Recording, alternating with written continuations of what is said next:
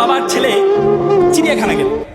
চিড়িয়াখানা গিয়ে দেখে বাবা ছেলে দেখে ছোট ছোট হাতি তার পায়ে চিকন শিকল লাগানো আছে, আর বড় হাতি তার পায়ে চিকন শিকল লাগানো আছে।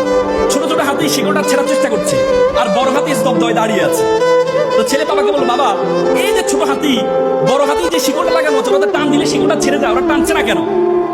তো বাবা বলে, ঠিক আছে কেয়ারটেকারকে একটু জিজ্ঞেস করি। পরে কেয়ারটেকারকে জিজ্ঞেস করা, আচ্ছা বলো তো এরা তো টান দিলে এটা ছিঁড়ে দেয়, টানছে না কেন? তখন কেয়ারটেকার বললো, এরা যখন ছোট ছিল, এই ছোট হাতির মতো ছিল, এরা এটাকে টেনে ছেড়ার চেষ্টা করেছে, তখন তারা পারে নাই, তাদের মাথার মধ্যে সেট হয়ে আছে, তখন যেহেতু পারেনি আমার দ্বারা আর পারা সম্ভব না।